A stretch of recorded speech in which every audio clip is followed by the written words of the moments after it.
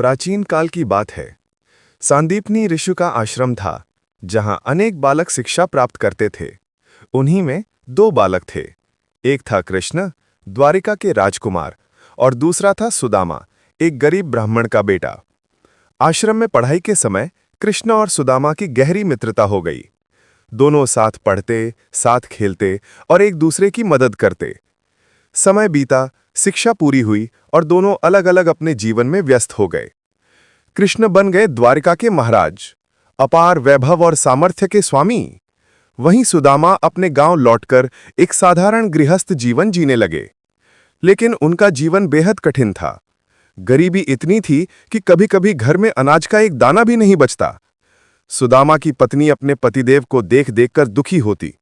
उसने कई बार कहा, आपके मित्र द्वारिकाधीश कृष्ण हैं, क्यों ना आप उनसे जाकर कुछ सहायता मांग लें, वे आपके कष्ट अवश्य दूर करेंगे।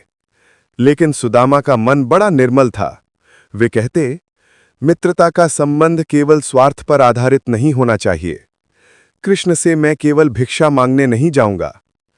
फिर भी पत्नी के आग्रह पर एक दिन उन्होंने हां कर दी।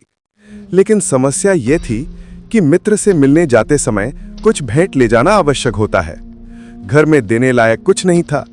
बड़ी मुश्किल से पत्नी ने 2 मुट्ठी चिवड़े यानी कि पोहे एक पुराने कपड़े में बांध कर दिए। सुदामा उसी भेंट को लेकर लंबा रास्ता तय कर द्वारिका पहुंचे। द्वारिका का राजमहल स्वर्ण और रत्नों से सजा था। लेकिन जब सुदामा ने द्वारिका के दरवाजे पर कदम रखा तो पहरेदारों ने उनके फटे पुराने वस्त्र और दुबली काया देखी। उन्हें भीतर जाने से रोका गया। सुदामा ने बस इतना कहा, कह दो द्वारिकाधीश से उनका मित्र सुदामा मिलने आया है। ये शब्द सुनते ही संदेश कृष्ण तक पहुंचा और फिर जो दृश्य हुआ वो अद्भुत था।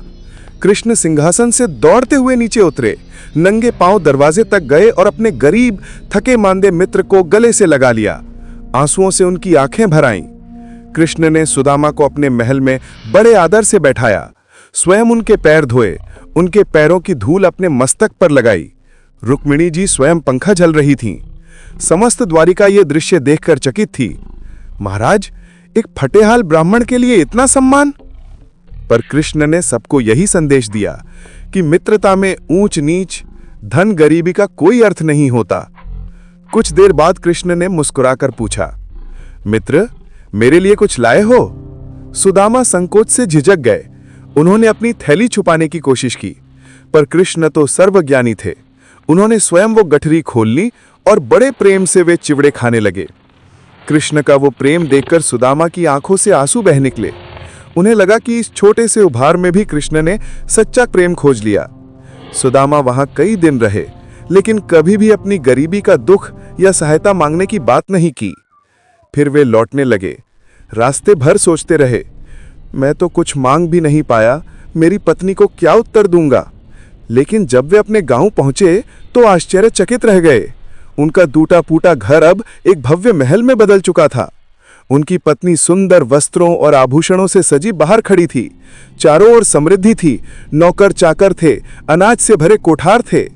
सुदामा ने आंसुओं से भरे नेत्रों से आकाश की ओर देखा और समझ गए कि ये सब कृष्ण की कृपा है। कृष्ण ने बिना मांगे ही अपने मित्र को सब कुछ दे दिया। इस कथा से शिक्षा, ये कहानी हमें कई गहरे संदेश देती है। सच्ची मित्रता में न धन दौलत देखी जाती है, न पद और प्रतिष्ठा। जो प्रेम से लाया जाता है उसका मूल्य संसार की सबसे बड़ी भेंट से भी अधिक होता है। भगवान भक्त का प्रेम देखते हैं, वस्तु की महत्ता नहीं। यदि हृदय में शुद्ध भाव हो तो बिना कहे भी भगवान सबकी आवश्यकता पूरी कर देते हैं।